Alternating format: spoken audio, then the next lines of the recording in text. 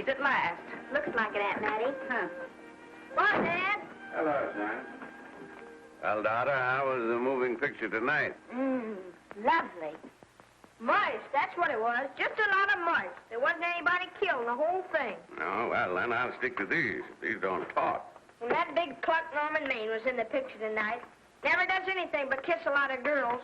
Norman Maine is one of the best actors in pictures. You and your movies, that's all you think about.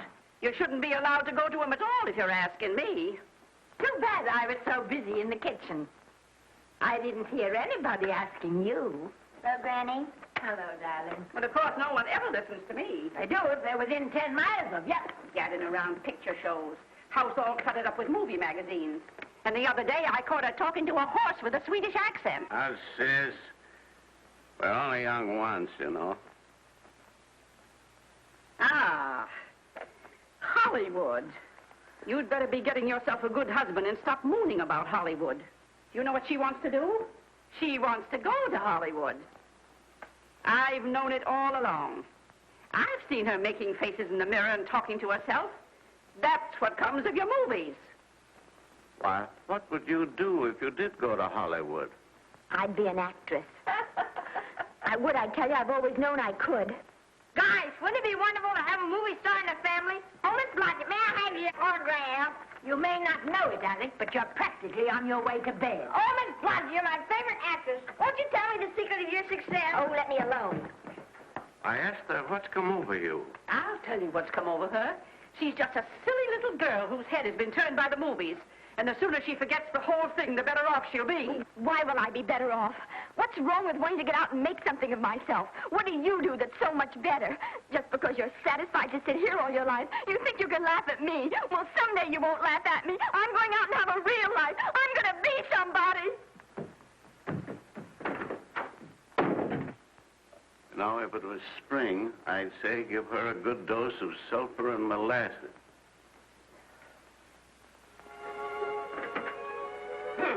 I thought I'd find you. Oh, stop that. Now, stop crying. That isn't going to do you a bit of good. Oh, I'm crying because Aunt Mattie and Alec make me so mad. Oh, Alec and Aunt Mattie. Fiddlesticks. They're not important. You're the only one that counts. Esther, everyone in this world who has ever dreamed about better things has been laughed at. Don't you know that?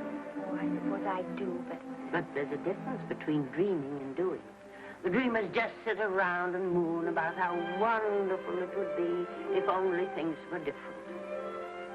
And the years roll on and they grow old. And by they forget everything, even about their dreams. Oh, I don't want to be like that.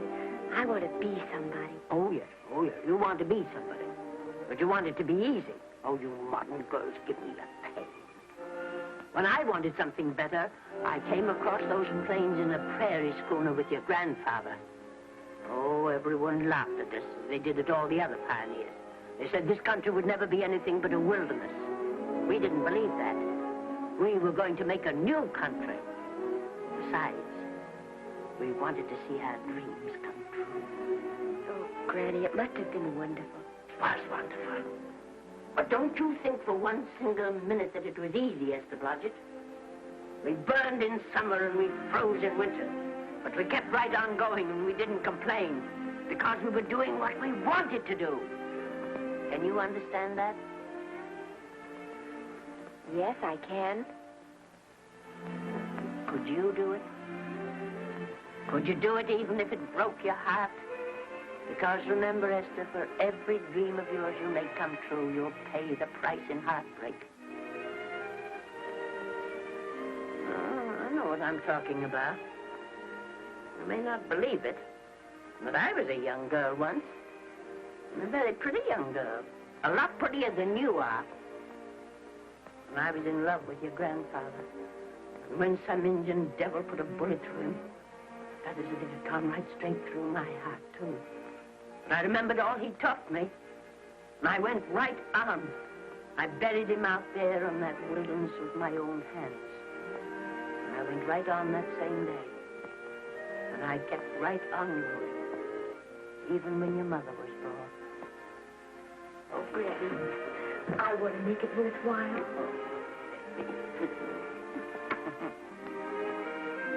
You know, Esther, there'll always be a wilderness to conquer. Maybe Hollywood's your wilderness now. From all I hear, it sounds like it. But if you've got one drop of my blood in your veins, you won't let Mattie or any of her kind break your heart. You'll go right out there and break it yourself. That's your right. Here. Oh, here. Stop that nonsense. Here. Take this and go to your Hollywood. Oh, I can't take your money. Well, why not? It's your savings. Well, I was only saving up for my funeral. Now I don't think I'm ever going to die. Oh, Granny, how can I ever thank you? By giving me your word of honor that you will never tell a living soul where you got that money. I promise. Remember, if you do, I'll have you arrested for robbing me.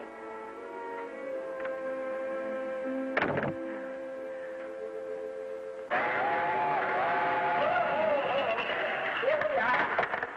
What's up, Miss Granny? Oh, I can make it, dear.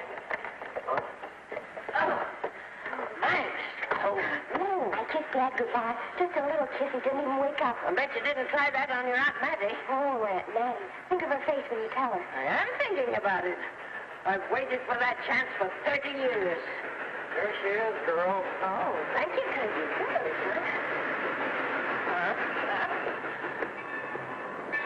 Well, come on. Here's your prairie schooner.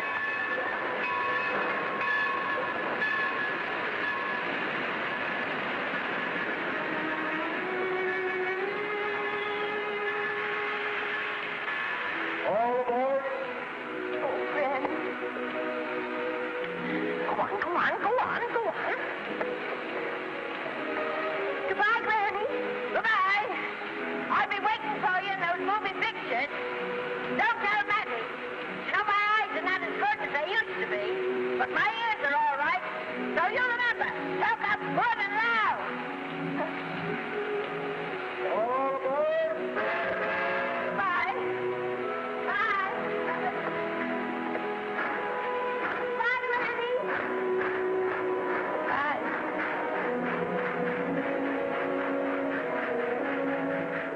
You want to go home now?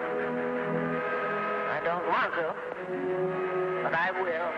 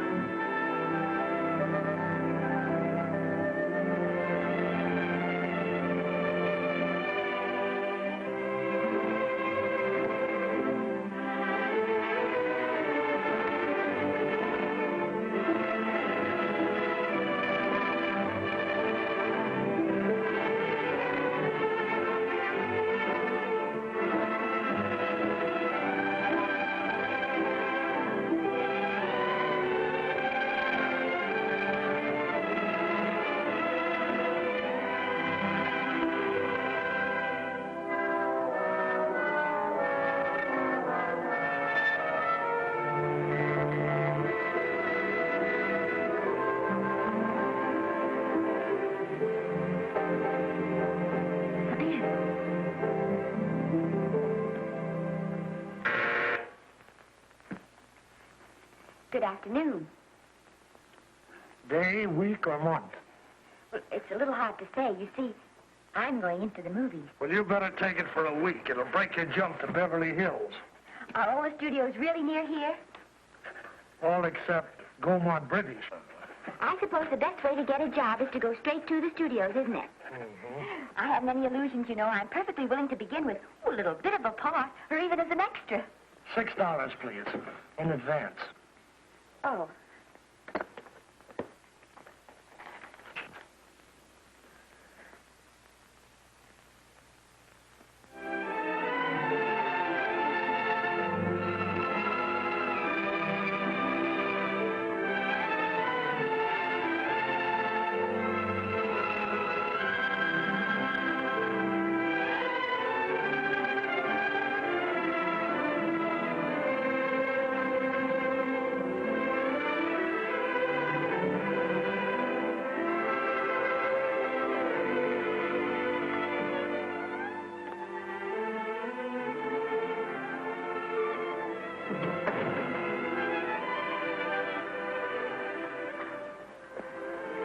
I beg your pardon. I'd like to register for extra work. How long have you been in Hollywood? Well, it's about a month now. We haven't put anyone on our books for over 2 years. Come here. I'd like to show you something.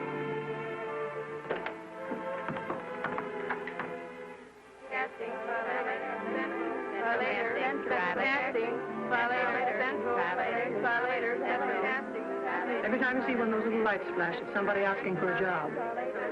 Every time you hear them say, try later, it means there isn't any job. You can't keep the girls at the switchboard long. They go crazy. Every one of those little lights thought it was going to be a star. Still want to go in the movies?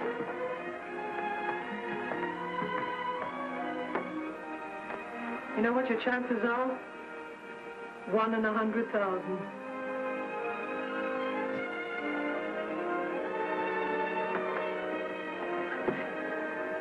But maybe I'm that one.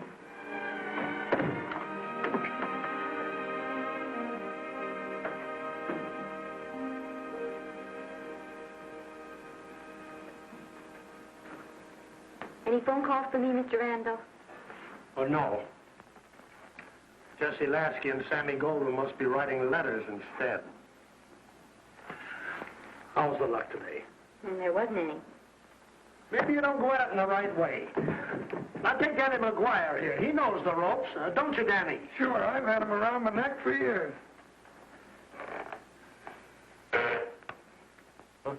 What?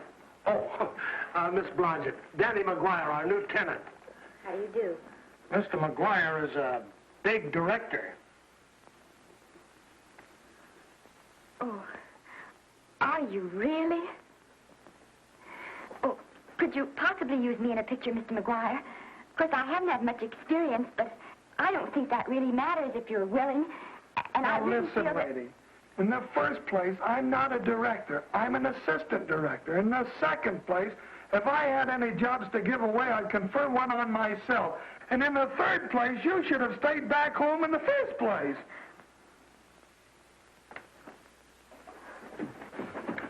Oh, no, look what you've done. Hey, wait a minute. Hey, don't be that way. Don't do that. Gosh, I didn't mean to get tough, but a guy thinks he's being kidded when somebody asks him for a job and he hasn't got one for himself. After all, I'm not a big enough shot to hurt your feelings. I'm sorry. It wasn't just that. It was a lot of things. Looking for a job every day and never getting any nearer to it. I guess I was beginning to get a little scared. I know. Lady, do I know. Well, there's only one thing to do for that feeling when you're tired and sunk and down to your last nickel. Come on and I'll buy you a drink. Well, it's not as bad as down to the last nickel. I've still got $11 left. $11? You're going to buy me a drink. Come on.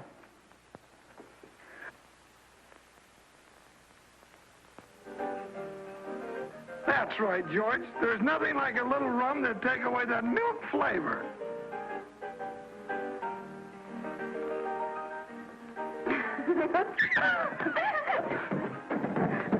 I beg your pardon. Certainly.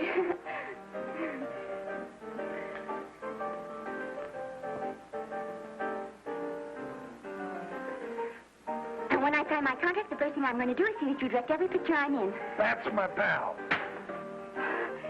Of course, I'm going to be perfectly nice about it, but I'll just insist. Now, that's the way to talk. Don't let them lick you. Oh, I should say they can't lick me. If they try anything like that, what? I just won't sign. Now, that's right. What have you got to lose? Another one of these and we'll open our own studio.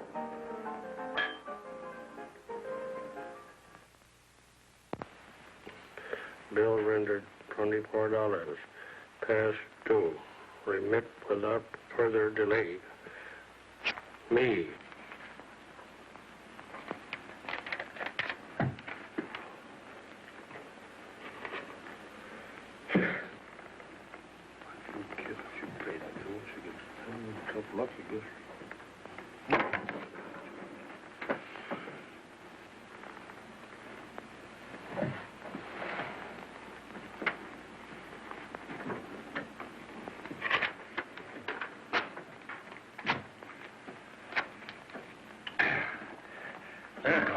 Fifth race.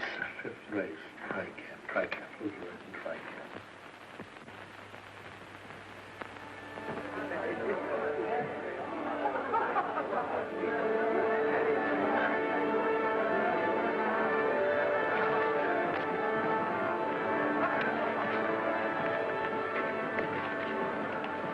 Hey, the program's going to be swell tonight.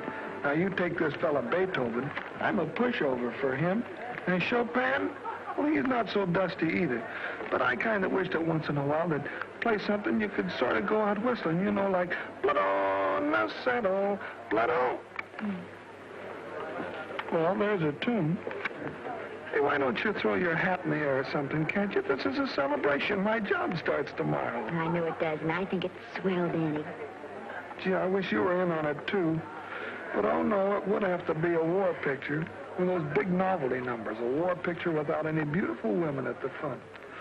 Oh, well, something will happen soon. Maybe. Why don't you go home, kid? Oh, Danny, I can't do that. I came here, and I've got to stay. Well, now, if it's on account of money, I can... Thanks, you've given me enough already. Anyhow, this is no time to be worrying. This is a party. Look at all the people. Everybody in the world. That's me and the name.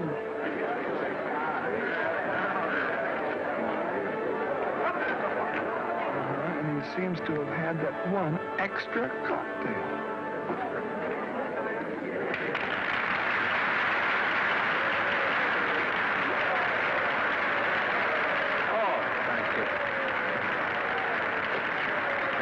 Sit down, you dope. That's the orchestra leader.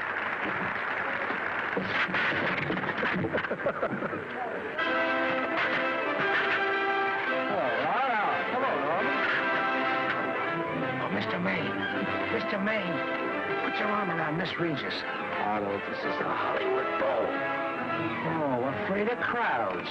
Go on, get out of here. What's the matter? You getting too big to bother with photographers? Don't want any pictures taken now.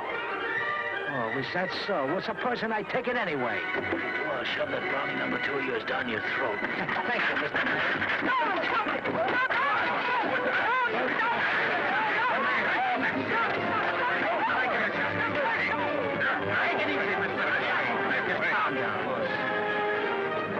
Normie, come back and sit down.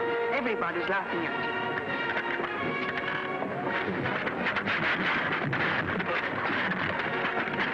All right. Hi, Norman.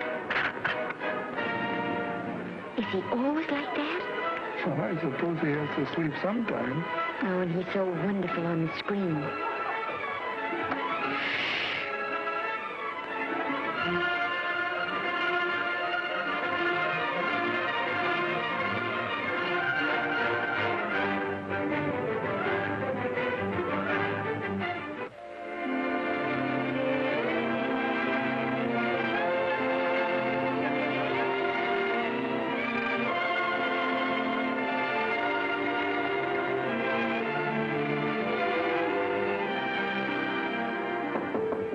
Come in.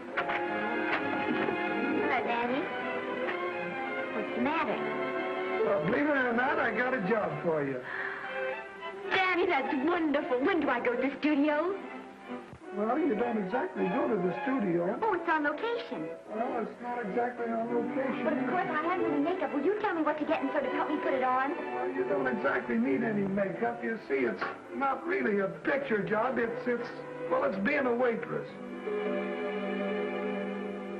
Oh. Well, it's kind of a picture job if you look at it right. You said it was a waitress. Well, it's waitressing for Casey Burke, the big director over at our studio. He's giving a party tonight to kind of celebrate on account of finishing the picture, and he wanted me to get him an extra waitress, and it's $5. And I thought of you right away, Esther. That was awfully sweet of you, Daddy. Well, there's going to be a lot of big people at Burke's house tonight, and I'll bet you there's any number of big directors, and if you're there, maybe they'll notice you. I could make them notice me. Sure you could, Esther. It's your chance. My chance. All right, Daddy, I'll do it. Oh, but I can't. I haven't got the right things to wear. To wear? Oh, yeah. Now, you don't think the wardrobe department's right next to my office for nothing, do you? A perfect fit.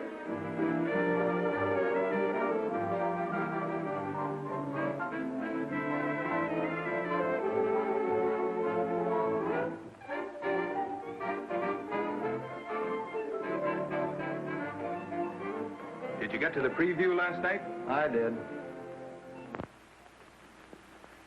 Would you like a little hors d'oeuvre? They are very nice. Oh, thanks. Well, what did you think of the picture? They should have saved it for Thanksgiving. What a turkey.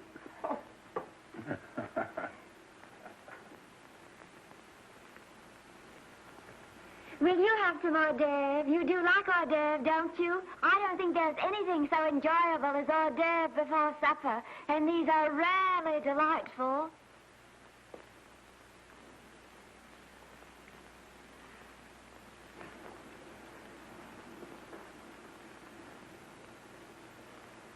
And at the finish, the kid turns around and sings a lullaby to its mother. Pardon me, big boys, but would you like a little hors d'oeuvre? They say they're the best in town.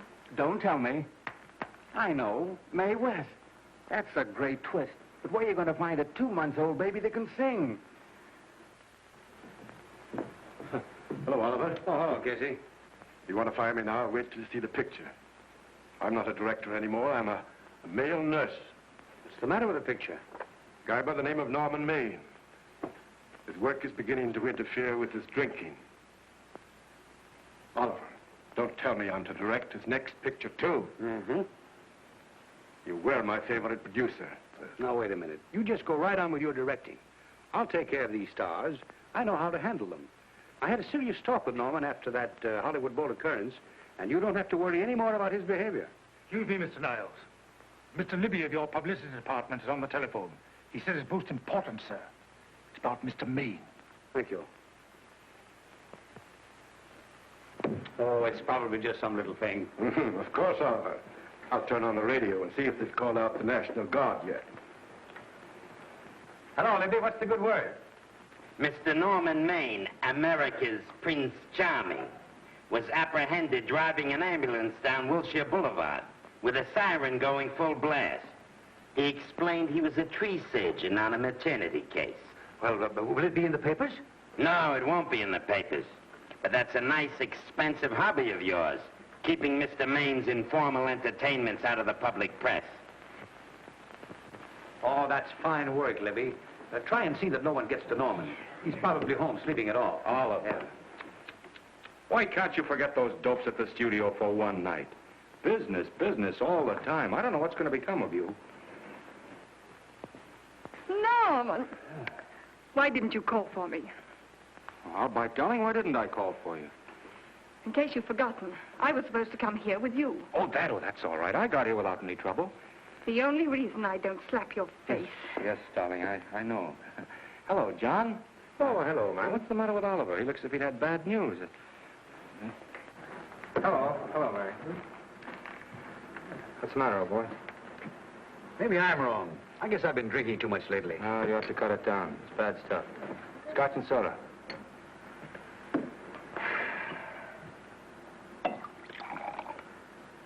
Come on. The word, you know, is pronounced Quinn. Bad dialogue, Oliver. I'd rather not watch this.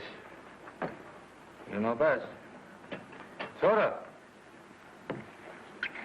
Thank you.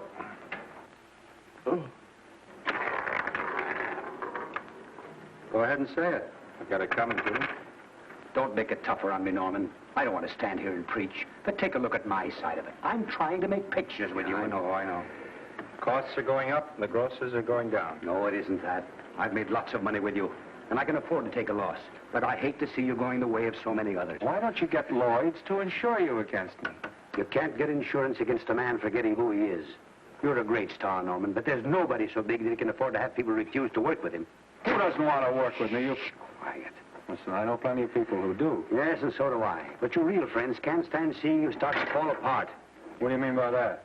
The first signs are always the same. Not being able to remember your lines. Cameraman struggling to cover your hangovers. And all because you have to have a good time. Every day and every night. Listen, I've warned you for a long time. Okay, Oliver, you're a swell guy. You won't lose any money on me. I'll promise you that. I'll be ready for the curtains when the time comes. When it does, here's my epitaph. And now I think I'll, have a little drink. Scotch and soda.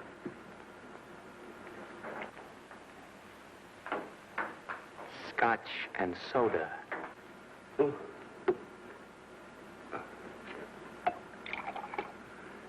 Come on.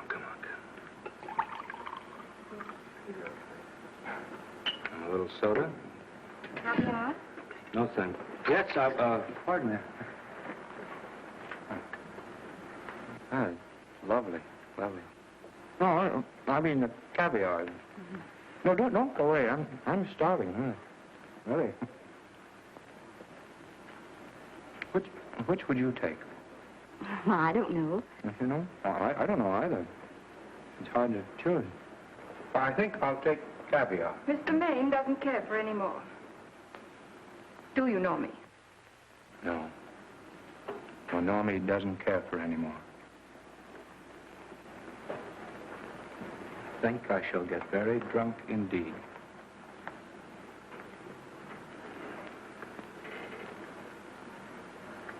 Scotch and soda. Sorry, I have something.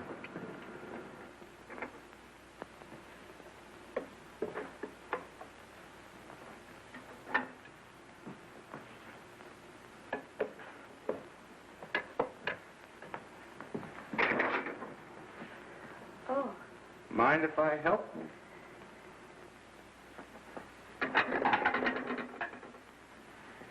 Won't they miss you? Oh, no. They'll just look under the table, and when they see I'm not there, they'll forget the whole matter. Say, what's your name? Esther Blodgett. My name's Maine. I know. You do? Ah.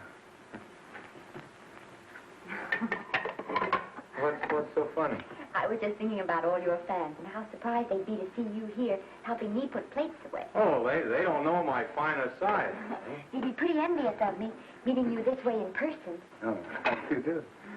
Well, tell me, are you disappointed? Yes. Oh, now you've done it.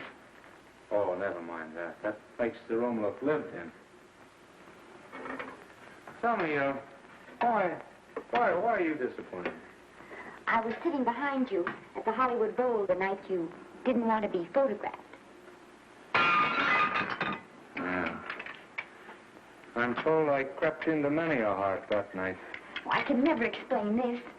You know, you have very pretty hair. You better get out of here. And a sensitive mouth.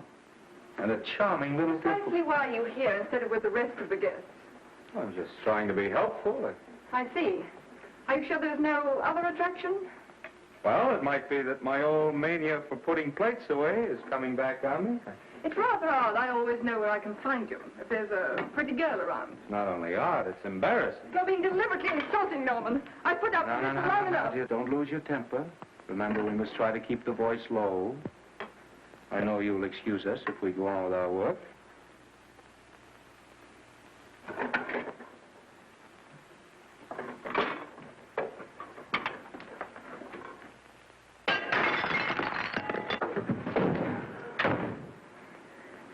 Now see what you've done.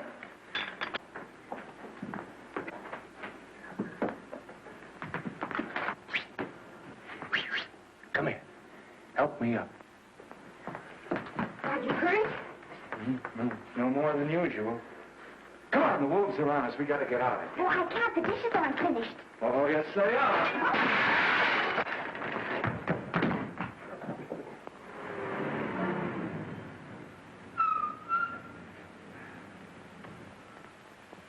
Well, I bet I know what you're going to say now. What? Good night. Good night, and thanks. Hey, wait a minute. Hey, you realize that all I found out about you is that you're foolish enough to want to go into pictures? But why is it foolish? Look at you. Yeah, that's what I mean. No, I'd rather like to go into this matter a little more thoroughly. Oh, that's awfully nice of you. Why don't we go on up to my place and talk it over? Oh, no, thank you very much, but I really must say good night. Good night.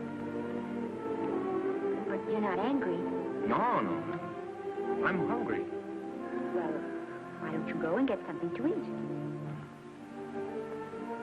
Good night, Miss Blodgett. Good night, Mr. Maine. Wait a minute. Peter, the least I can do is to see you to your door. Will I see you again? I hope so.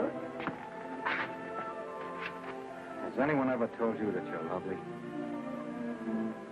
Well, now you know. Thank you.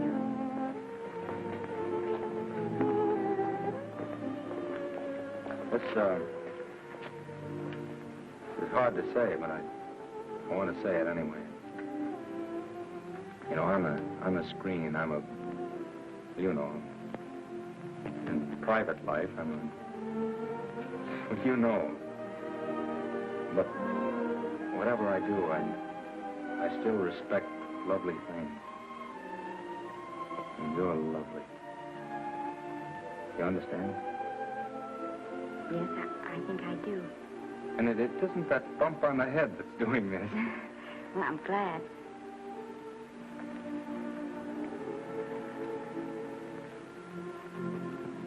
Good night. Good night.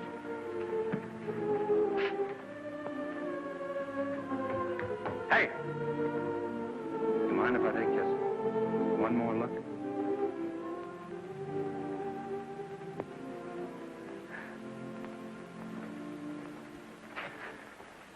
Go away. Quite impossible. I wouldn't even consider it. No.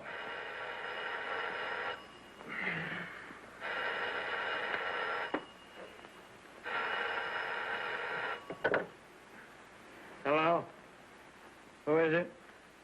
Who? Norman? What have you done now? You're not in jail, are you? Oh. Yes, I see. Oh, it's that again. I see. She's beautiful. Yeah, I know. You want me to give her a screen test? Yeah, certainly. She's got wonderful possibilities. Oh, you know she's got something. Well, you knew all the other ones had something, too. Oh, no. I tell you, Oliver, she's got that sincerity and honestness and sincerity and honestness that makes great actresses. Oliver, I am so sure of this girl that I want to take the test with her myself. Listen, Oliver, you've worked hard. You're entitled to a break. You get...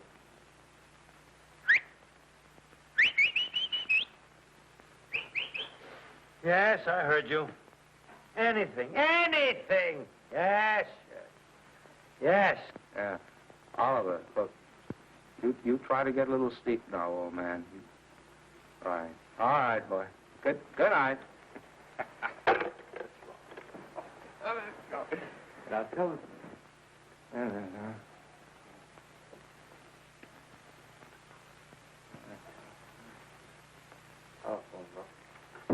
Telephone book.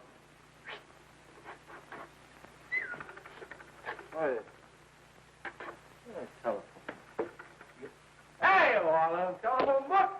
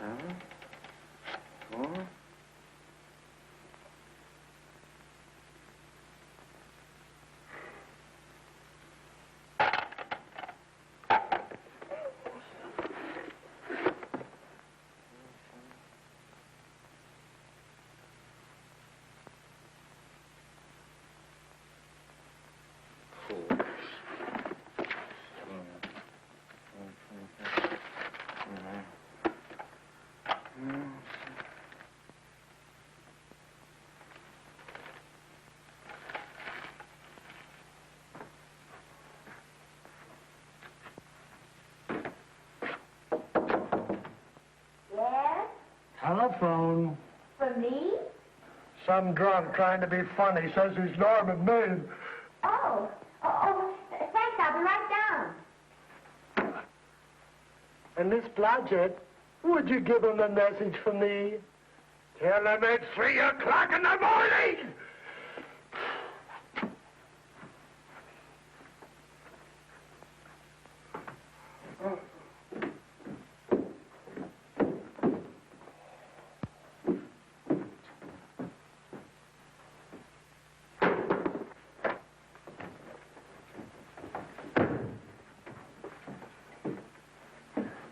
Hello? What? Oh. Oh. Oh. Oh, yes. I'll be there. Oh, thank you.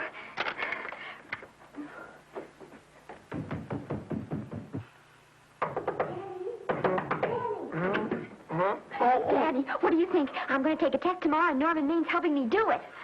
I'm taking one, too. Garble's assisting me.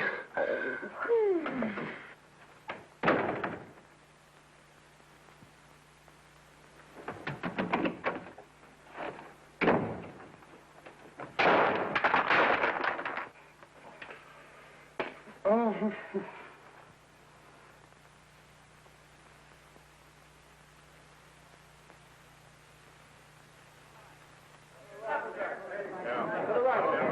Move that Gobo in. With a silk on that broad. No, the Yankee. Is this light too hot for you, Hanley? Okay, but cut down on the back way. Put a double on that 90. Bring it down a little. That's it. Now put it. Pull down on that 150. Ready to take him. Get pulled down on that 150. Okay.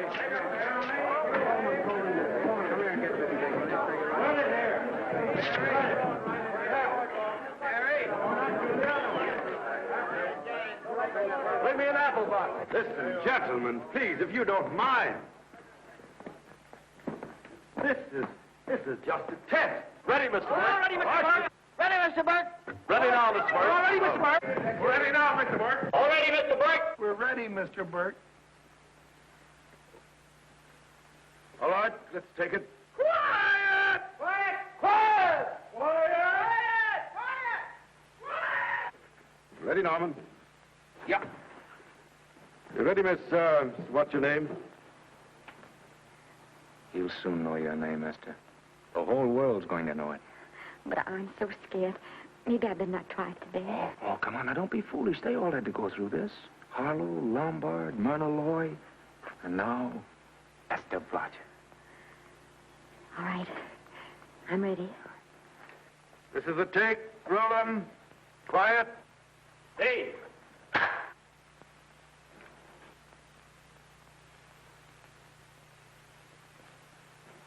I may as well tell you that my whole organization thinks I've gone a little nuts to sign you.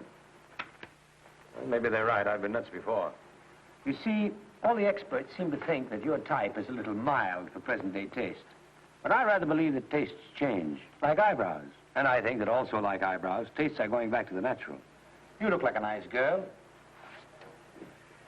I think I'm going to like you. That's not important. I think the public will like you. That is important. Oh, yes. I see what you mean. I mean, I know it is. Only don't think it's going to be easy. Nothing you really want is ever given away free. You have to pay for it. And usually with your heart. Someone else told me that once. But you still have to work it out for yourself. Oh, well, all this is just a long way of saying, I'm glad you're with us and good luck to you. And now I'm going to turn you over to our demon press agent, Libby. Don't let him frighten you. He has a heart of gold, only harder. And for the love of Pete, learn to close your mouth and keep it closed, even in your love scenes.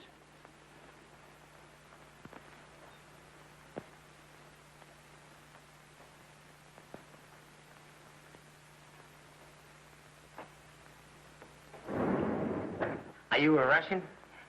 No, I was born in Fillmore, North Dakota. Oh, no. First saw light of day in a mountain cabin, a trapper's hut, high up in the Rockies. Go on. Well, I always wanted to be an actress. Dreamed of footlights as Lonely Kitty. Are you sure there's no Russian in your family? Positive. That's a shame. Well, what does your father do? He's a farmer. Social registerite father.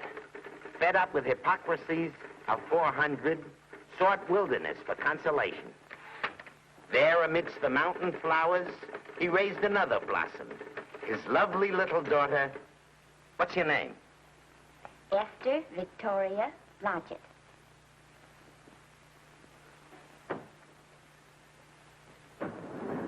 Greatly appreciating your attention in this matter, very truly. Do you know what her name is? Esther Victoria Blodgett. Hey, we'll have to do something about that right away. Esther Victoria Blodgett.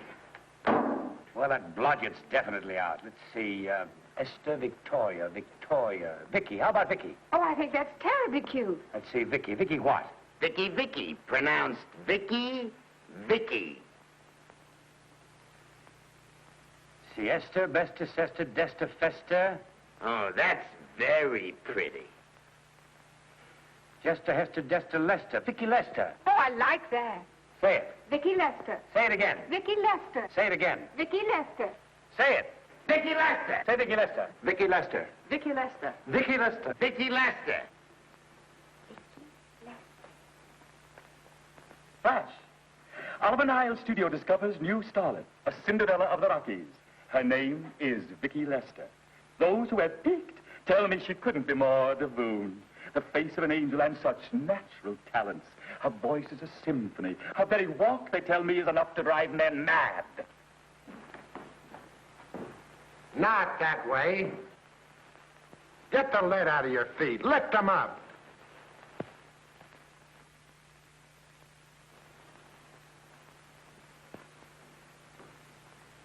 That's better. It's terrible, but it's better. The quality of mercy is not strained. It droppeth as the gentle rain from heaven. Cease. Through the mouth, my child, through the mouth. The nose is for smelling roses. Proceed.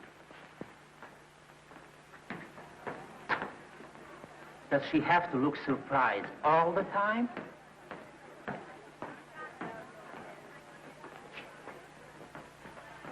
Anyway, it's just a rough sketch. Pretty small mouth, eh? Oh, well. Give her that Crawford smear.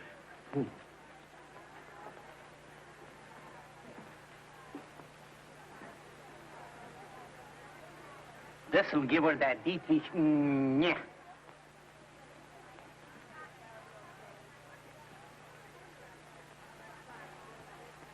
We're on the wrong track. She still looks surprised.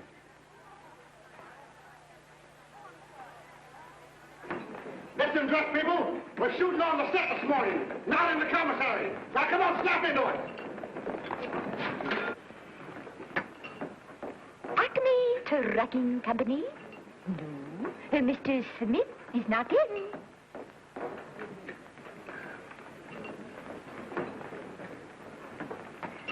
Acme Trucking Company. No. Mr. Smith is not in.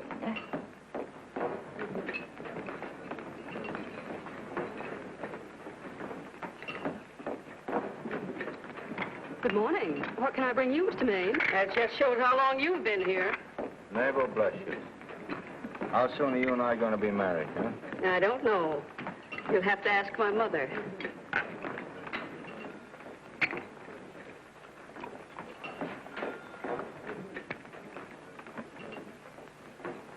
Acme Trucking Company? No, Mr. Smythe is not in. Acme Trucking Company? No, Mr. Smith is not in. Acme? No, Smith ain't in.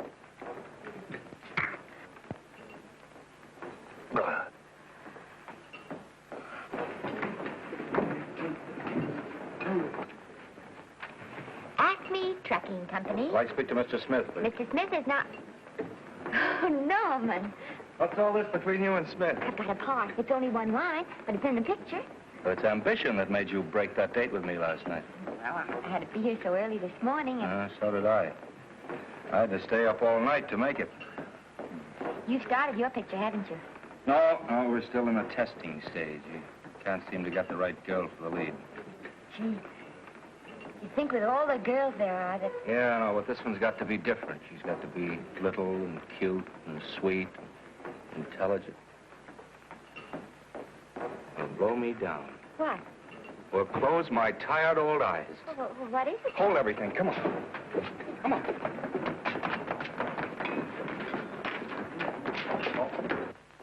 Well, you've been through the whole casting directory. I'll work day and night, Mr. Niles. And I'll work with her, Oliver. And I can be mean or nasty or anything you want, Mr. Niles. If she clicks, Oliver, you've got a star overnight. Okay.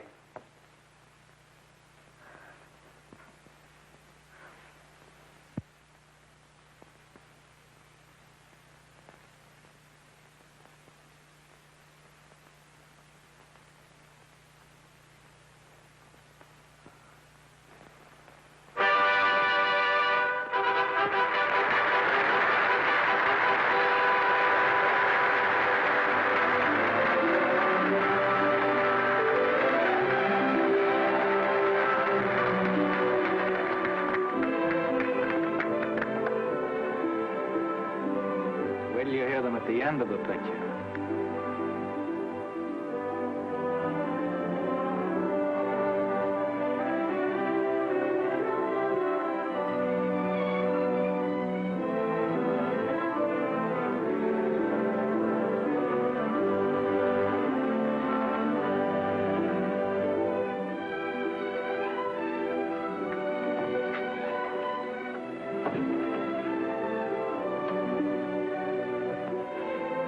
Do you think we were noticed? By no one. They're much too busy playing at croquet. I've loved you all my life. But we only met 2 days ago. That's when my life began.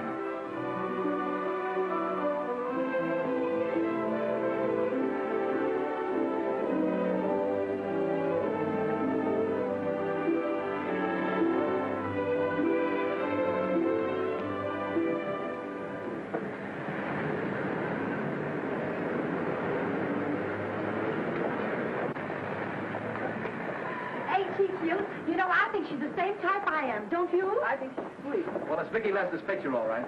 I think she was much better than he was. These producers are so horribly dumb. They won't know how good she is. Well, maybe it's because she's a good girl. No, Maine's not so bad, but it's Vicki Lester they'll go to see. Vicky, darling, I think she's the most precious little thing I've ever seen. It's a knockout, Libby. You might mention that when you write your review. That Lester kid's a gold mine. Didn't you like Norman Maine? Was he in it? Libby, I'm afraid we have another hit. It's in the bag, neatly tied up with beautiful pink ribbons. Say, where are Norman and Vicky? I don't know. I thought you had them. I wish they'd come. We're having a party at the Trocadero. Isn't it thrilling running away from people? Norman, it's so exciting, So new. A star is born. Come on, run.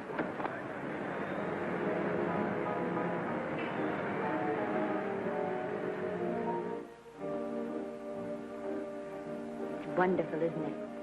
Crazy quilt. Oh. It's a carpet that's spread for you. It's all yours from now on, you know. Come, Esther. You're a success. You'll have everything in the world you want. I hope it'll make you happy. Hasn't it you? Then there was one thing I never had. Lots of times I told myself I'd found it, but I always knew I was lying.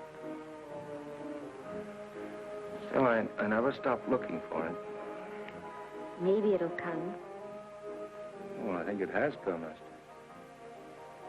I only wish it weren't too late. Oh, but it's not too late. No, you can't throw away your life the way I've thrown away mine and have anything left that's good enough. No. You can. Norman, you can. You mustn't tell me that, Esther. I'm so afraid that I'll believe it.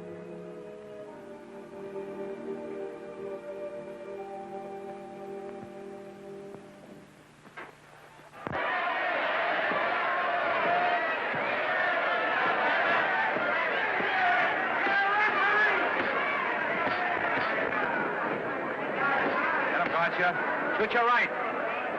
Swell, isn't it? Lovely. What's got you again? Can't you hear me, Gotcha? Shoot your right!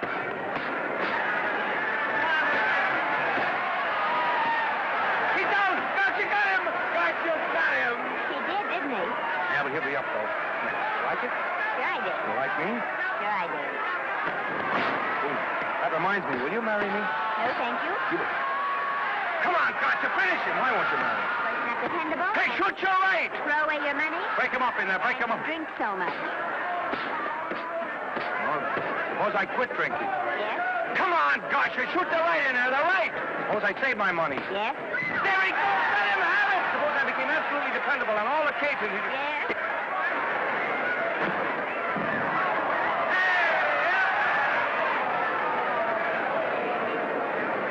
Hey, Gotcha, he got him! He got him! He certainly did.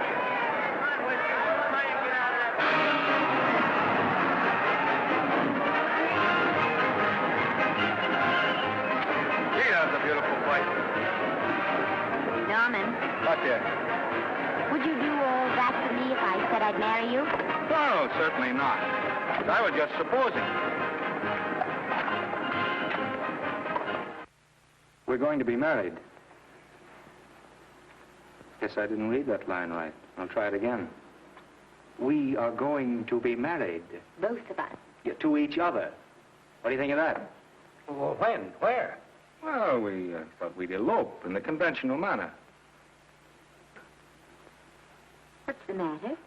It's trying to decide whether it's good for the studio. Is it? It is. And bless you, my children. When's it going to happen? Oh, we thought we'd just sneak out sometime. We're not telling anyone but you. Listen to this. The screen's ideal romance blossomed into breathtaking reality today when Vicki Lester and Norman Maine, America's dream lovers, slipped quietly through the portals of holy matrimony. How does it sound? Horrible. But you see, we're going to elope. Sure you are. It'll be the biggest elopement this town ever saw. We'll get a tie-up with the Army, have you escorted all the way down to Yuma by 20 of their new bombing planes. Is he going with us? Don't you think we can work this thing out better alone? No sense in bothering the happy couple with all the details. I'll see to it that you get a carbon copy of the whole layout. I can hardly wait. I'm sorry we didn't realize that we were in the way. While you're settling the details, you don't mind if I take this woman out and buy her a ring, do you? Sure, go ahead. We want everything legal. That's a charming match. A nice girl like Vicky. And public nuisance #1. Now, wait a minute, Libby. Norman's all right. And if you'll pardon my pointing, Vicky's business is her own. It doesn't require any comments. I wasn't making any comments. I just said it was a rotten shame. So go ahead and plan the elopement. Oh, that elopement stuff is out. You can't get any scope in that. We're going to have a wedding. Where'll we have it? Customary place, I believe, is a church. Nah, it's been done. This has got to be something big. The beach. I can visualize it. The bridesmaids in bathing suits. 20,000 Santa Monica school children spelling out the word love. It's a novelty, but is it big enough? Why not the city hall? A police escort of every motorcycle cop in town. Sirens screaming, confetti pouring out of buildings like the Lindbergh reception in New York, only on a big scale. What's the matter? Isn't it big enough? And now, if any man can show just cause why these two may not be lawfully joined together, let him now speak, or else hereafter forever hold his peace. Do you, Alfred Henkel, take this woman as your lawful wedded wife? Will you love, comfort, honor, and keep her in sickness and health as long as you both shall live? I will. Do you, I beg your pardon. Do you, Esther Blodgett, take this man as your lawful wedded husband? Will you obey, serve, love, honor, and keep him in sickness and health as long as you both shall live? I will. Place the ring on her finger. Hurry, please. Now, by virtues of the power invested in me as Justice of the Peace of San Bardo Township, County of Los Angeles, I pronounce you man and wife.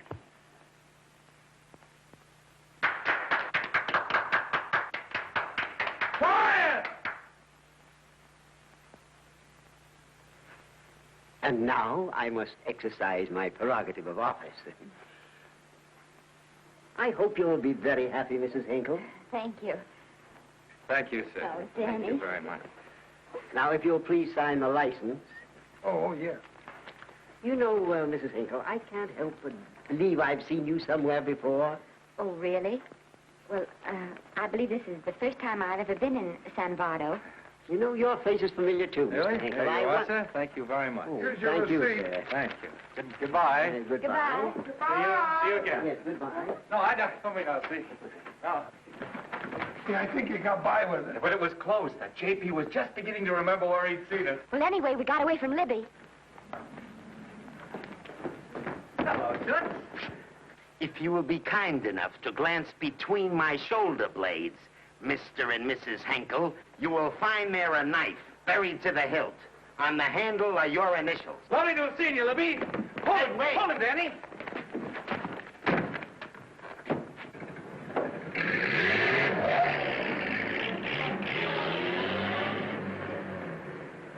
There go a couple of rats I raised from mice. Well, they got a right to get married, haven't they? I haven't got any right to double-cross the public, and I haven't done it yet. Hey! People versus Porky Washington, who is charged with violating Section 600. Young man, you're in contempt of court. Operator, get me the Los Angeles Tribune. I've a good mind to put you under arrest. Wait till I make the score. You wait, too. Tribune, give me the city desk. Johnny, this is Matt Libby. I got a flash for you. Norman Maine and Vicky Lester were married at 2:30 this afternoon. Vicky Lester? Court recess.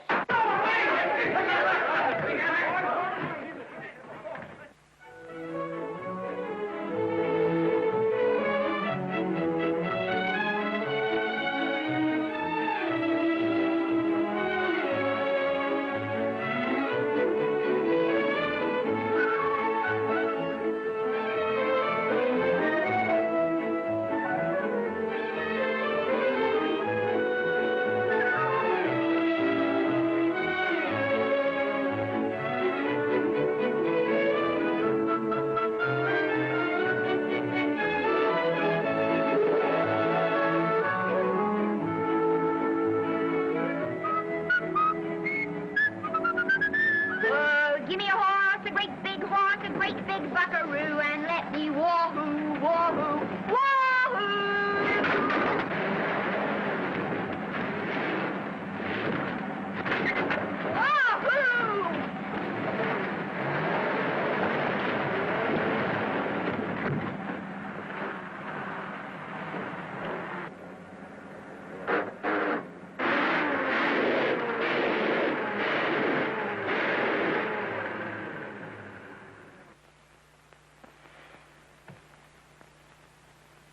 Wahoo! Wahoo. I don't want to sound immodest, but I think I've stripped the gear. Well, sit down, won't you, and let's get acquainted. We'll probably be seeing quite a bit of each other from now on. No. Might just as well break the ice now as later.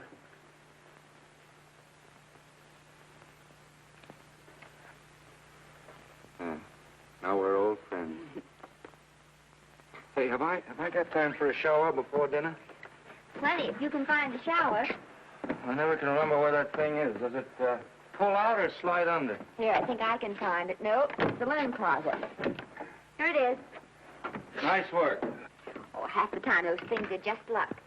I'll see if I can disinfect this steak.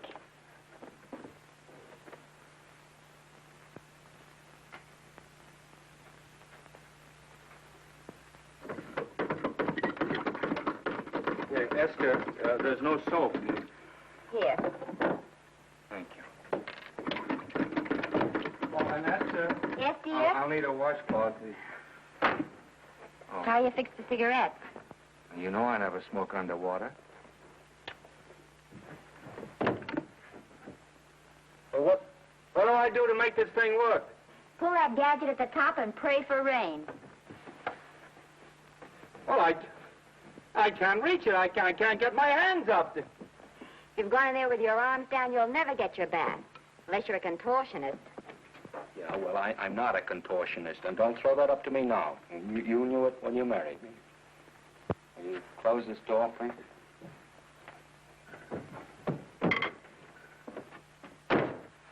Thank you.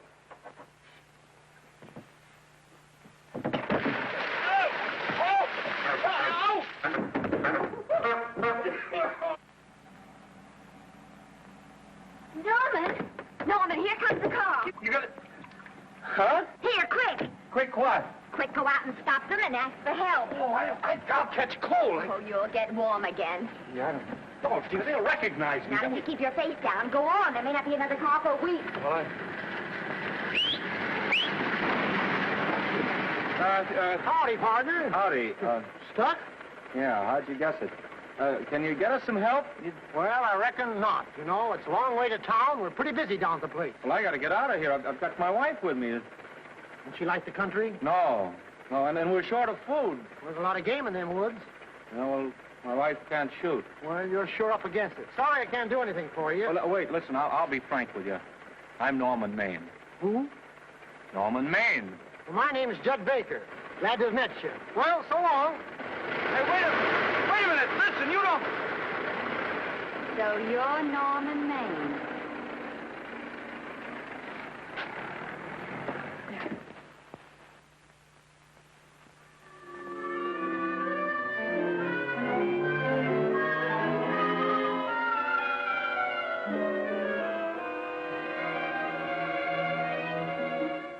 I got my prestige to look out for.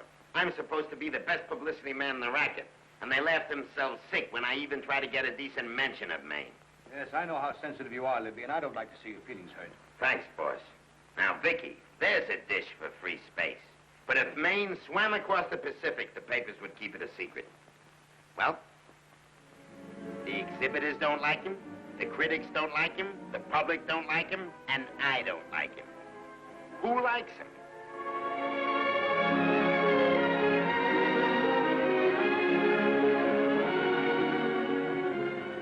Oh, but darling, this is almost too much of a surprise. And there I was in my touching innocence, thinking we were going to live at the beach house. Oh, we'll still keep the place at Malibu. But this is special. This is our castle. It used to be in the air, you know? We'll never use any ugly words like contracts and pictures and careers. When we come in those gates, we'll check the studio outside. Come on, I got another little surprise for you.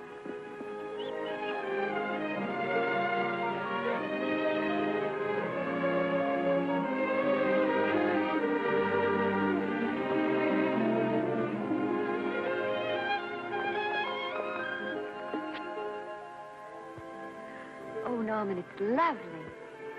So are you lovely. The whole world's lovely.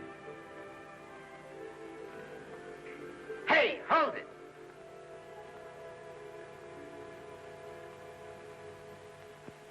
That's it.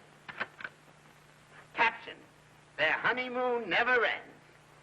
All right, let's get some pictures.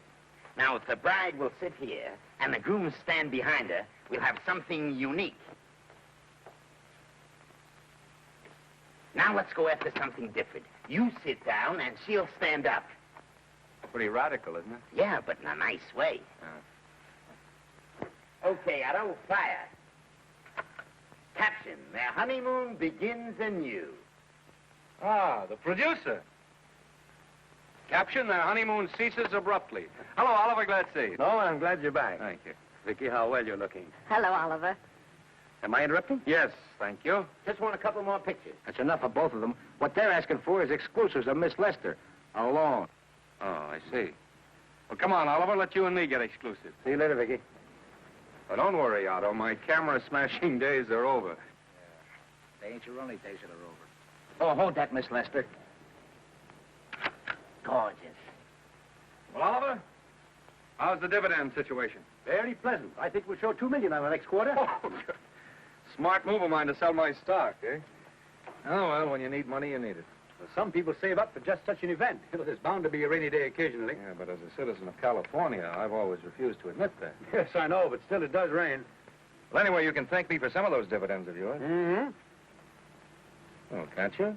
Oh, sure, sure. That was a little too quick, Oliver. What's the matter? The Enchanted Hour was a smash hit, wasn't it? Well, it made Vicky a star overnight. Yes, it should have. What about me? Oh, let's talk about business at the office, Norman. Beautiful pool you have here. Beautiful. Oh, now let's talk about it here. Didn't they like me? Well, maybe the pot wasn't just right. It was the best part of the year. Look, Oliver, you think I'm slipping? Can you take it? Yeah, go ahead. The tense is wrong. You're not slipping. You've slipped. Oh, my fan mail's still big. Norman. Fans will write to anybody for a photograph. It only costs 3 cents for a stamp, and that makes photographs cheaper than wallpaper. But every 25 cents they pay for a theater ticket buys them the right to be a critic. And your last few performances, Norman, have not pleased your critics.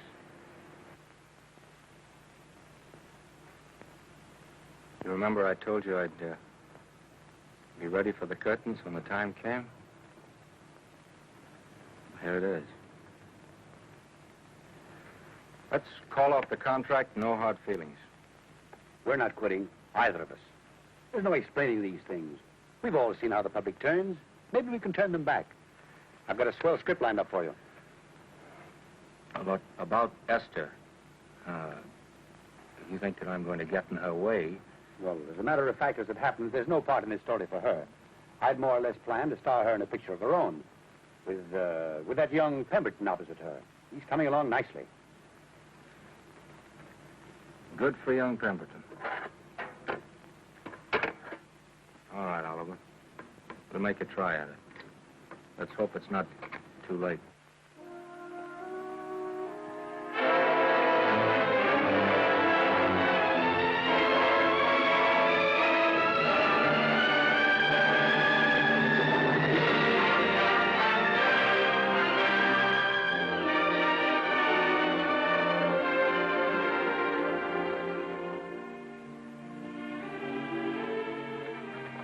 No argument. I'll buy those. Huh. The screen's most finished actor. I'll say he's finished. He keeps them away in droves.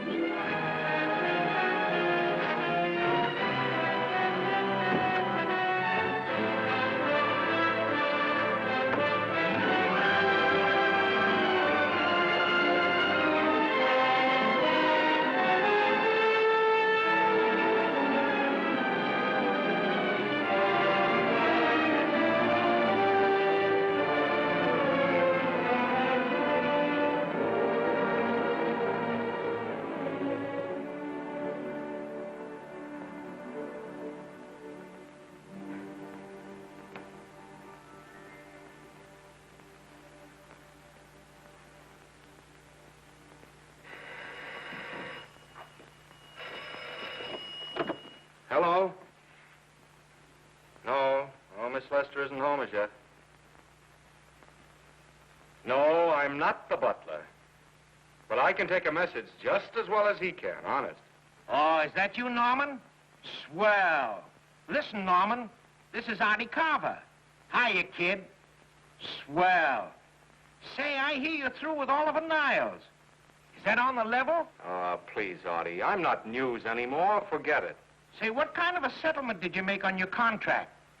Give me a figure so I can do a story on it. There was no money involved. We just called it quits. Okay, I'll fill in my own figure. Say, by the way, I've been trying to get an interview with Vicky for 2 weeks, but she's always busy. How about you giving an old pal a break by speaking to her for me? Sure, I'll ask her. Swell. So long.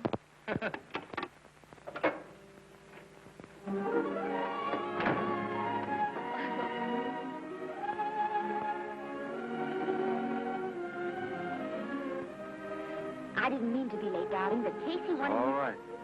You're here now. What's new today? Nothing. Haven't been out of the house. Let's go somewhere tonight. No. You're tired. We'll stay in. I'm not tired, really. Oh, yes, you are. You've got a hard day ahead of you. Anyway, I see so little of you, I'd like to have you to myself. Oh, but it's the servants' night out. We haven't any... Yes, we have.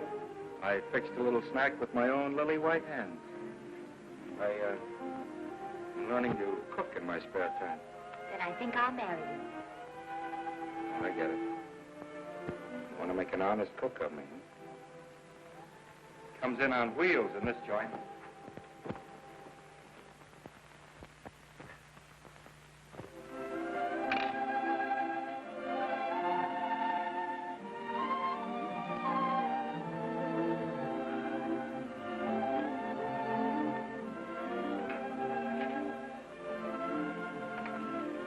Yeah? How's it look? Wonderful. Huh? That's what I thought. Now then, don't be formal, just pitch in.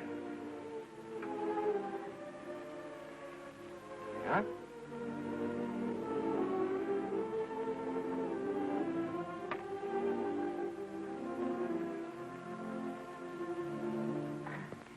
I'm afraid my mouth's not quite big enough.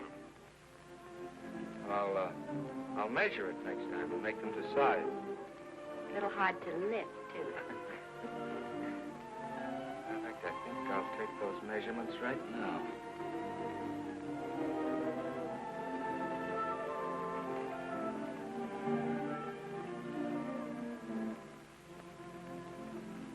That's what I wait for. All day. That's why I rush home without even changing my costume.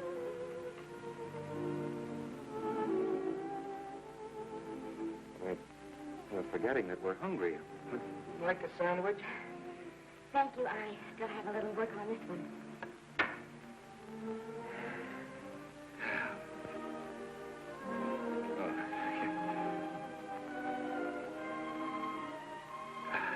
Norman, will you unhook my dress? I can't breathe. Mm-hmm. You know, all the time I thought it was the kiss that made you breathless. A lot of hooks, huh? Why don't you have a zipper? That's a good idea. You better? Yes.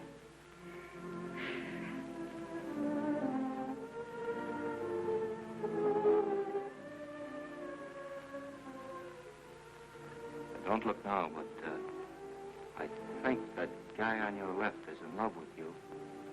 I hope so.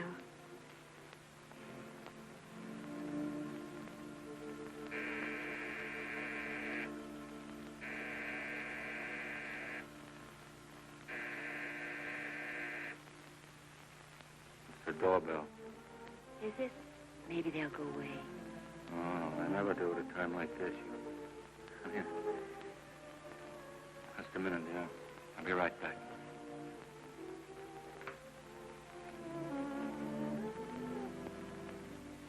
Does Vicky Lester live here? Yes.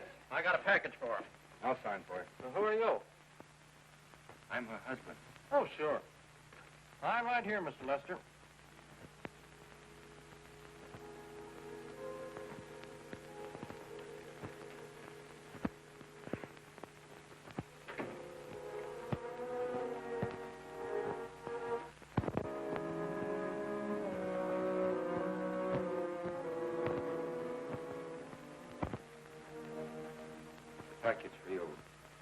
by the way, I forgot to tell you, they want you for a benefit at Shrine Auditorium next Wednesday night. I told them I'd ask you. And, Oh, darling, I don't want to hear about that now. well, you better wait till I finish before I forget them all. The Academy dinner secretary phoned. She wants to know if you want a table reserved for you. Oh, yes, Artie Carver called and asked if I'd use my influence with you to get him an interview. I told him I'd try. That was all, I think. Oh, Norman, let's don't talk about those things now. We're forgetting the wonderful food you prepared. Well, I'm not very hungry now. I think I'll fix me a little drink. No.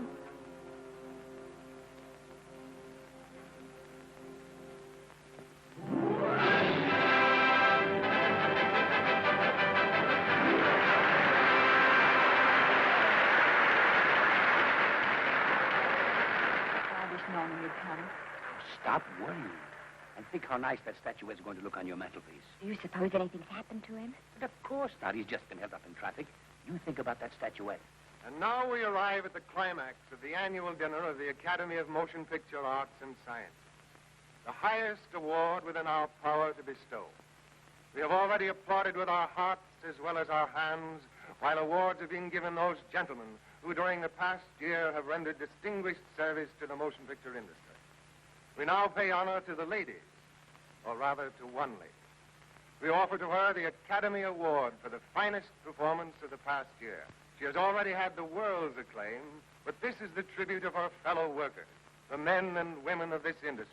It is not only my pleasure, but my privilege to present this award to the actress who created the unforgettable Anna in Dream Without End, Miss Vicki Lester.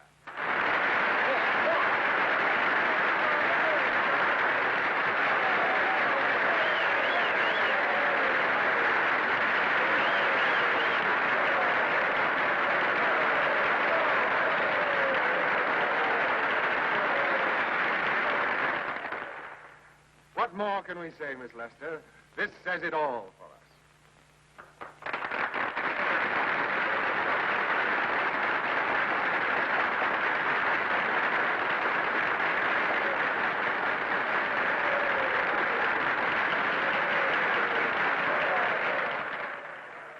Ladies and gentlemen, when something like this happens to you, and you try to tell how you feel about it, you find that out of all the words in the world, there are only two that really mean anything.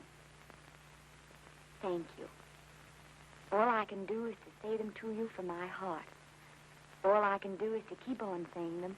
Hey, that's fine. All the same. That's a very pretty speech, my dear. Very pretty. You said the right thing. I want to be the very first one to congratulate you on that valuable little piece of bric-a-brac. Now I want to make a speech. Gentlemen of the Academy and fellow suckers, I got one of those once for a best performance. They don't mean a thing. People get them every year.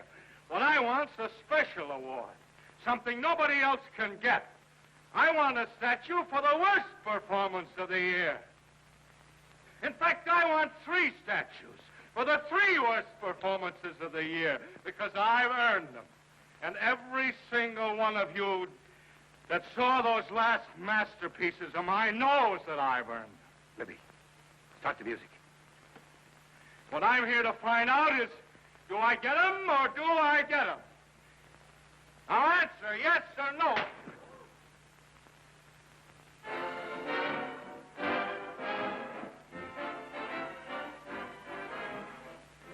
Norman, darling, let's go and sit down.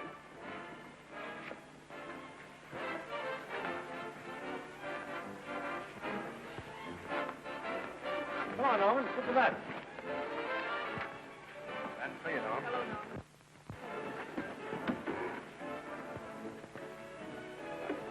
Well, Norman, how are you? Hi, Oliver. My dear, do let me congratulate you. You must be terribly proud and happy tonight. Thank you.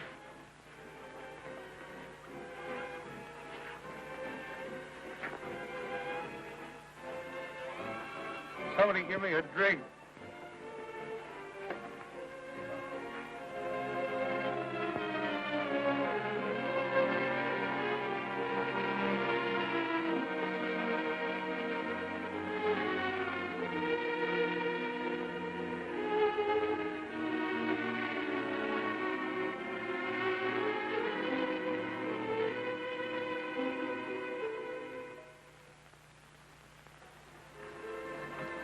Oliver, it's nice of you to come to my dressing room. Vicky, how are you? I've missed you. Everyone's missed you. Have a nice trip. Well, a 3-month tour of the theater circuit scarcely comes under the head of pleasure. But the way they're screaming for your pictures all over the country. Miss Lester, if I may talk shop, you are a knocker. Thank you. It's good to hear that. You've been crying. A little. How's Norman?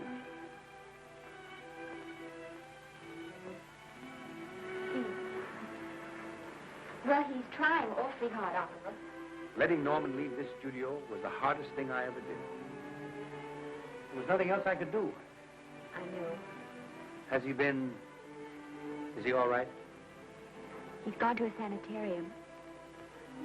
He really wants to stop drinking. And I think he could only... Well, perhaps if he could start working again, there would be some encouragement. Oh, Oliver, could you do that? Oh, thank you. But he mustn't ever know I told you. He won't know, and you mustn't worry. I want you to keep up your good work in this picture. I'll try, Oliver. That's the one thing I can do for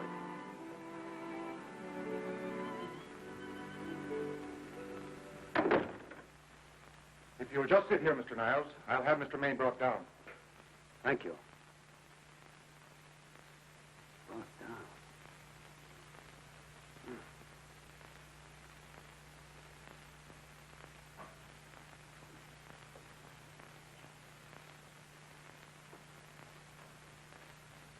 Hello, Oliver. Welcome to Liberty Hall. Hello, Norman. Well, no, Mr. Niles isn't slipping me a case of scotch, Cuddles. This is just a handshake. This is Cuddles, Oliver, my social secretary.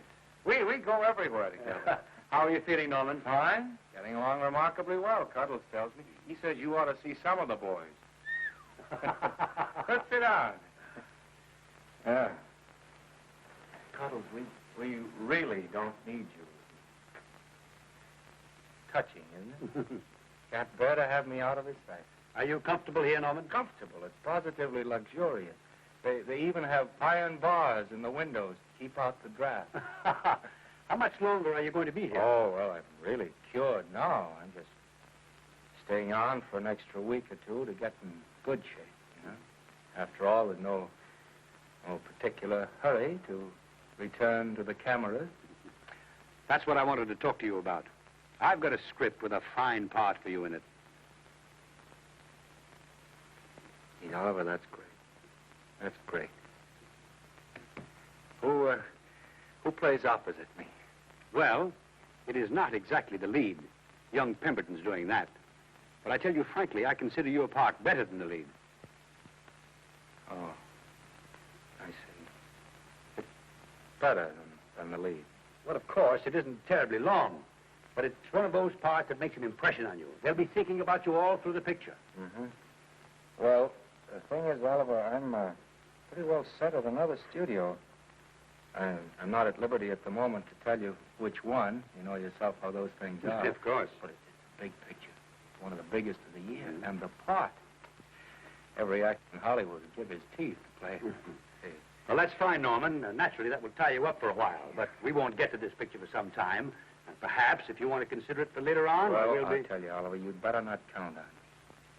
See, I've got several pictures lined up after this one, and they're talking to me about England.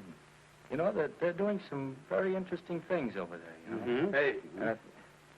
What is it, Cuddles? Speak right out. We all love you. For dinner. Oh, here we dine at 5:30 here. It makes the nights longer. Well, goodbye, Norman.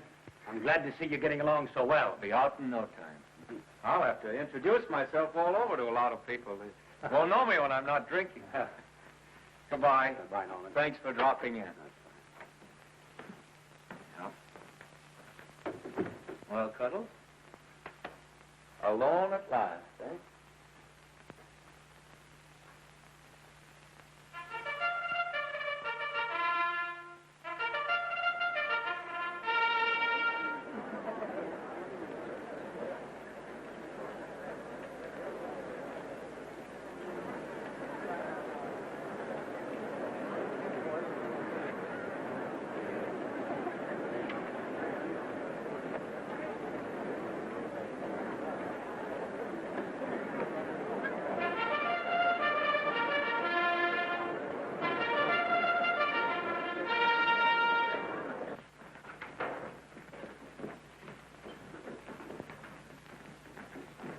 Oh, Bert? Sam? How are you, Marion? Oh, hello. Hello. Hello, Normie.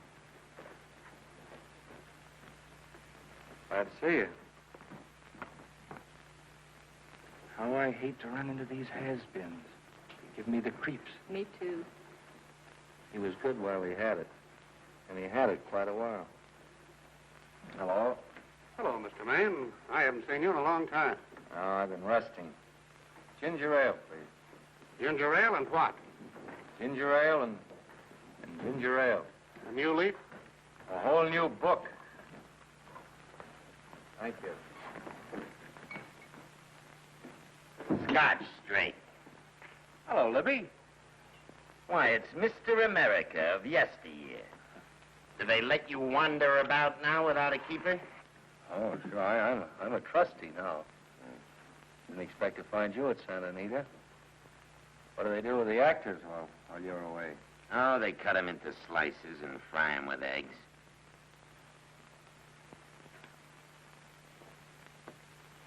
I suppose you'll be here all the time, now that you've retired from the hurly-burly of the silver screen. Well, we're living down in Malibu now and pretty lonesome with Esther away working all day.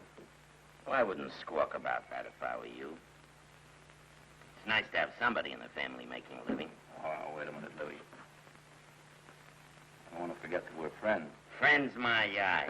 Say, listen, I got you out of jams because I had to. It was my job, not because I was your friend. I don't like you, and I never have liked you. Nothing made me happier than to see all those cute little pranks of yours finally catch up with you and land you on your celebrated face. Pretty work, Libby. Always wait till they're down, then kick them. I don't feel sorry for you. You fixed yourself nice and comfortable. You can live off your wife now. She'll buy you drinks and put up with you even though nobody else will. Wait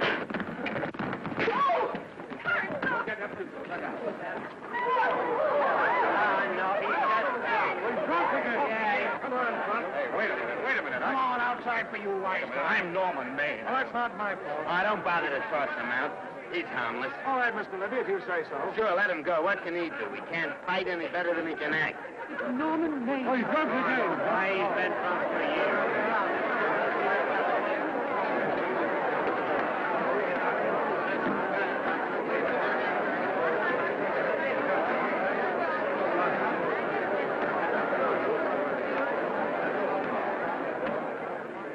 Give me a scotch. Double. Leave the bottle here.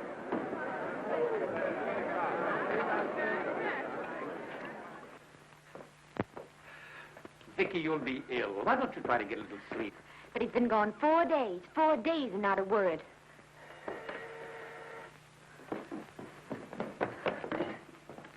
Oliver, I can't. I just can't. Hello? No, this is Oliver Niles speaking. What? Where? Thank you. What is it? Nothing. Oliver, tell me. He's in the night court. He's been arrested on a drunk charge. Now, he's all right. He isn't hurt. I'm going right down and get him out. I'm going with you. Vicky, it isn't any place for you, and if it gets in the papers, What there'll do be... I care about the papers? I'm going with you.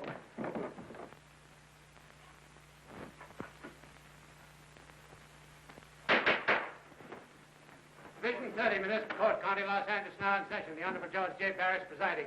Be seated, please. Was you able to do anything? Judge wouldn't even see me. Ready, Your Honor.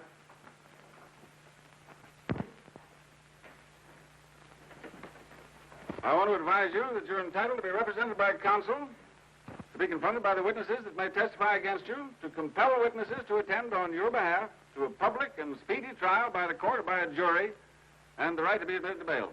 Call the first five. Gregory, Hale, Haynes, Rodriguez, Johnson. Come on, boys, get over. Go ahead. Move along.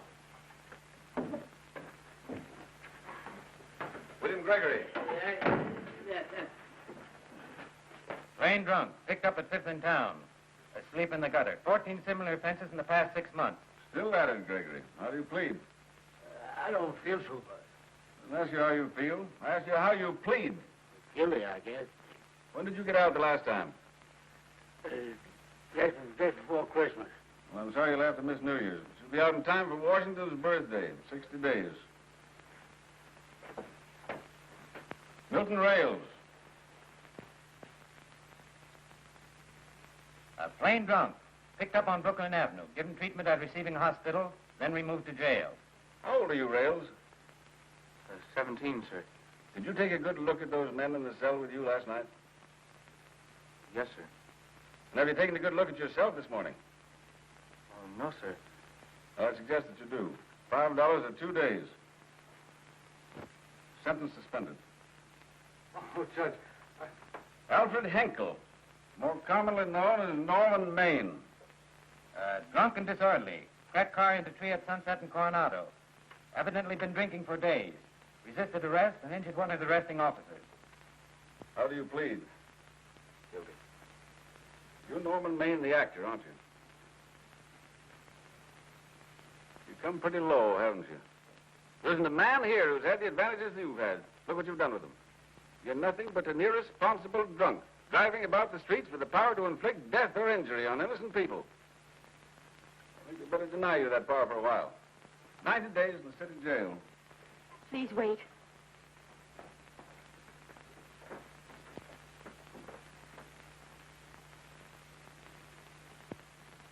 I'm his wife.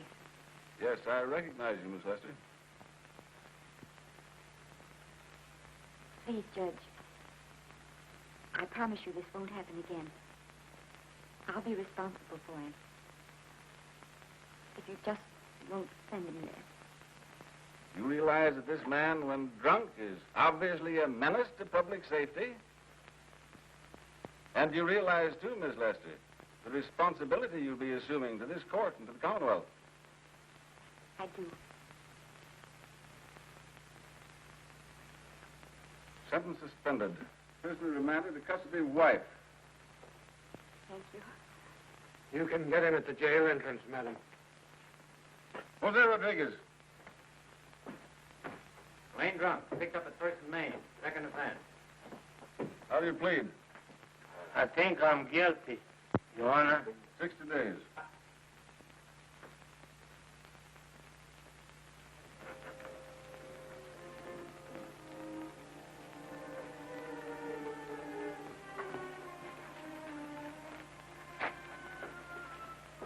Yeah, I'm so tired. Hold it, Mr. Maine. Picture. Oh, no. What about a statement for the press? Oh, no, please.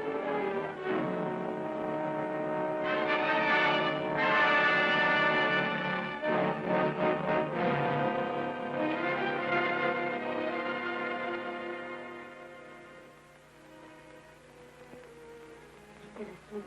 Been asleep nearly all day. It's the best thing for him. Awful to see this happen to someone you love. And know in your heart that it can't get any better. I only know that all I can do now is stay with him and try to help him. So will I. And between us, we'll take care of him. You're very fond of him, aren't you, Oliver? I'm very fond of both. Then I know you'll understand what I have to tell you.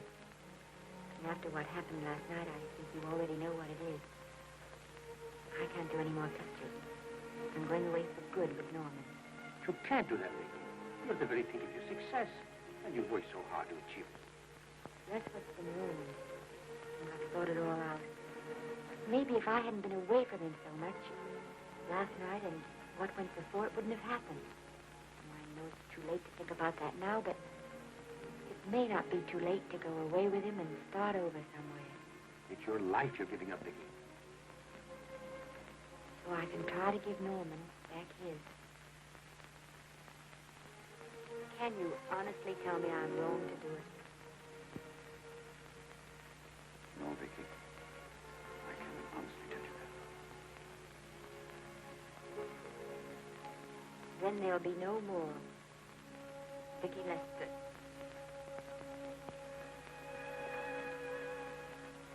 Come on, walk to the door with me.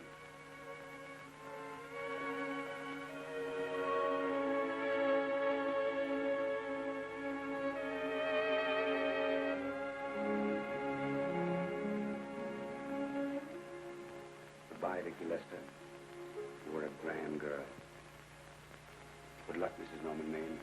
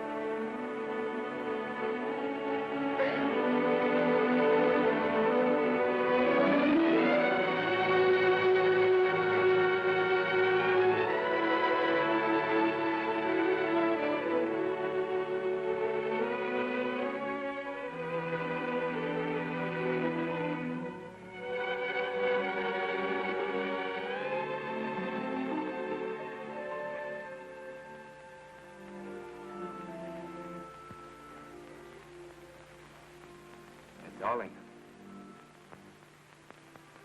Mrs. Maine coming in to apologize again. Oh, I'm sorry, dear, but it isn't you. What other troubles have you got? None. I was just playing a scene with myself. Now, look.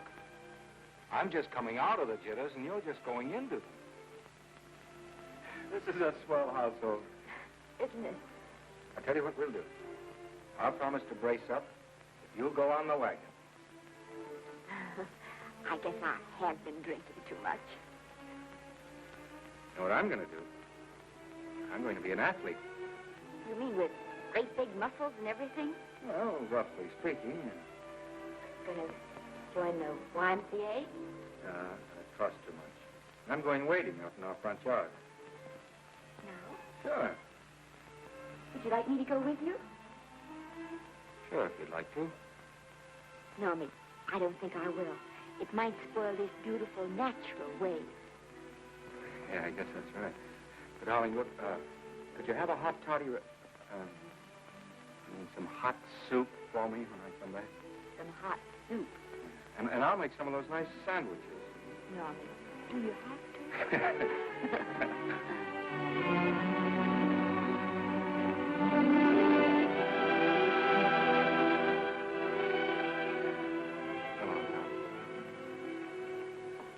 Now, don't stay in too long.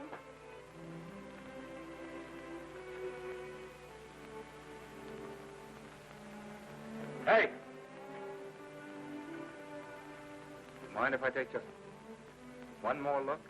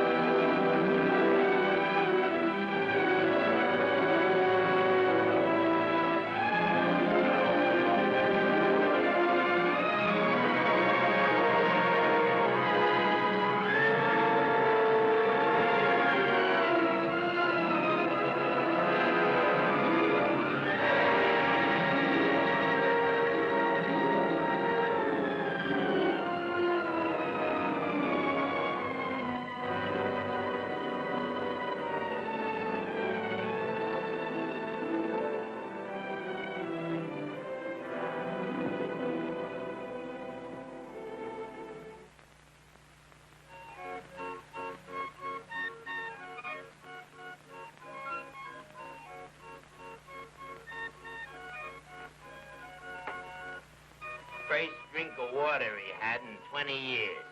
And then he had to get it by accident. Pardon. How do you wire congratulations to the Pacific Ocean?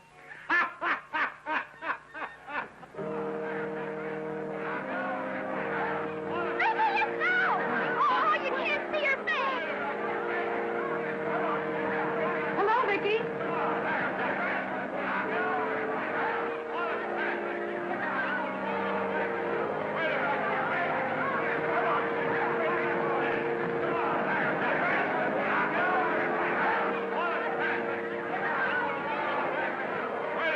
Can't you? Come on, Vicky, let's see your face. Vicky, will you sign my book for me? Write Mrs. Norman May. Don't you care, Vicky? You get over it. Stand back, can't you? Don't you cry, dearie. He wasn't so much.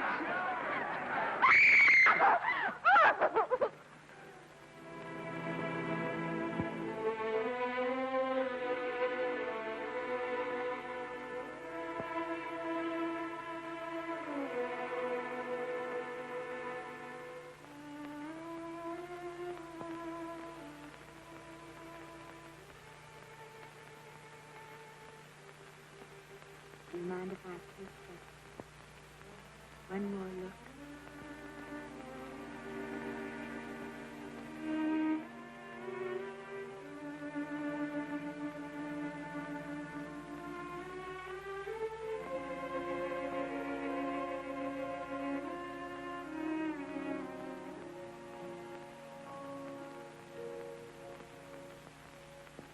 Here are the paychecks for the servants, Graves. You'll find a very nice bonus in each one. Miss Lester asked me to thank you for your kindness and service. If there's anything I can do for the little lady, I should be glad to do it. She would appreciate your attending to the closing of the Beverly Hills house. Put down those trunks. Put it down, I say. Well, where is she? In the bedroom. Who are you? I'm her grandmother. Get up.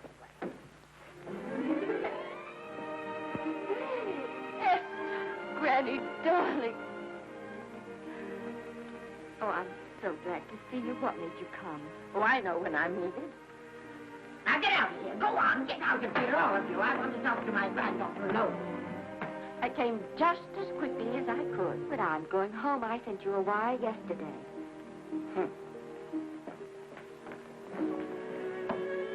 Sit down. Is it true that you're going to quit the movie? I never want to hear them again. What are you running away from, little girl? I'm not running away. It's just that I can't go on. My heart isn't in it anymore. Once I told you if you get what you want, you have to give your heart in exchange. And you said you were willing. Do you remember? I remember. It seems to me that you got more than you bargained for. More fame, more success, even more personal happiness. Maybe more unhappiness. But you did make a bargain. And now you're whining over it. I don't think I'd feel so very proud of myself if I were you, Esther. I'm not, Granny. My mind's made up. Oh, and I'm sorry I gave you the money to come out here. You just wasted. Oh, but Granny... I was proud of you, Esther. I was proud to be the grandmother of Vicky Lester. It gave me something to live for. Now, I have it ended. I know. Oh, I want to be strong, but I can't go on. You must. Tragedy is a test of courage. If you can meet it bravely, it will leave you bigger than it found you. If not, then you'll have to live all your life as a coward. Because no matter where you may run, you can never run away from yourself. I never knew Norman Maine. He wrote me a very sweet letter when you were married. He said you told him how much I meant to you. And I know just how much you must have meant to him. You know, Esther, I can't believe that wherever he is, he can be very happy, knowing that his death broke the spirit of the little girl he praised me so highly for raising. And I can't believe that he can be very proud, knowing that all his great love did for you was to make you a quitter. The car is ready, Miss Lester. We'll have to go now to make the train.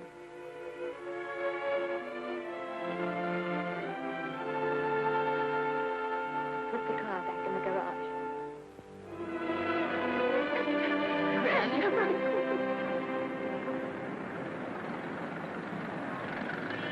The entire picture industry has come to the Chinese Theater for this opening tonight. It has come to pay tribute to a great star on her long-awaited return to the screen in what has been called her greatest performance. It has come to pay tribute to the girl herself. The girl who has won the heart of Hollywood. The girl who has won the heart of the world. Miss Vicki Lester. And if I'm not mistaken, Miss Lester's car has just driven up. Yes, it is she.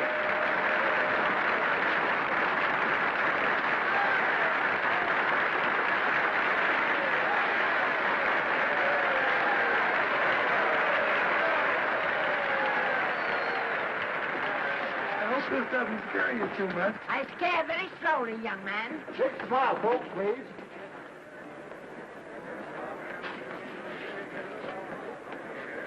They'll have your mug, your face, plastered across half the papers in the country tomorrow. How do I look? Oh, you look swell.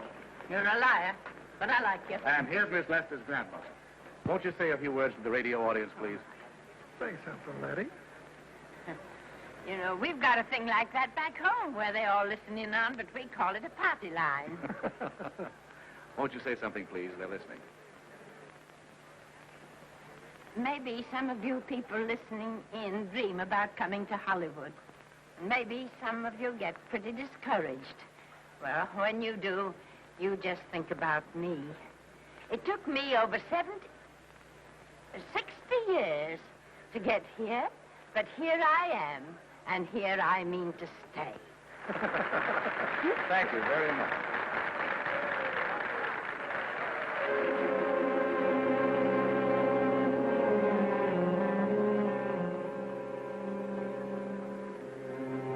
Miss Lester.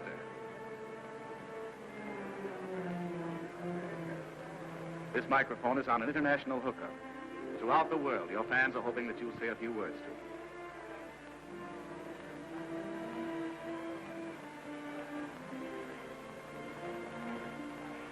Hello, everybody. This is Mrs. Norman Maine.